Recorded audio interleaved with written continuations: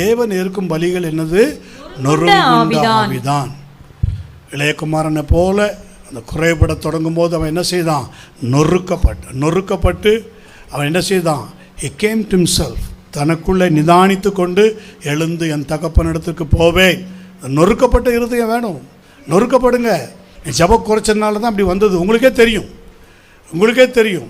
இந்த spiritual poverty வந்துடுச்சுன்னா உங்களுக்கே தெரியும் ஏன் வந்தது. நல்லா தானே இருந்தோம், நல்லா தானே உயர்ந்திருந்தோம், நல்லா தானே வந்தோம், நல்லா தானே உயர்ந்து வந்தோம், ஊழியத்தில் நல்லா தானே ஊழியம் செஞ்சோம், நல்லா தானே ஜெபிச்சு வந்தோம், நல்லா தானே இருந்தோம்.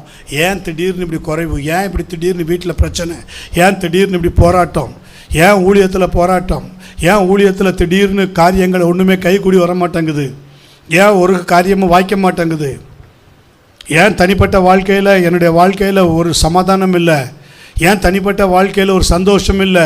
முந்தியெல்லாம் எப்படி இருந்தேன்? முந்தியெல்லாம் நல்லா ஜெபிச்சு நல்லா இருந்தேனே, நல்ல ஃப்ரீ ஸ்பிரிட்டாக இருந்தேனே, இப்போ ஏதோ ஒரு கட்டுக்குள்ளே இருக்கிறேனே, ஏதோ ஒரு கண்ட்ரோலுக்குள்ளே நான் இருக்கிறேன். What is that? That's the poverty. அதுதான் ஆவிக்குரிய தரித்திரம்.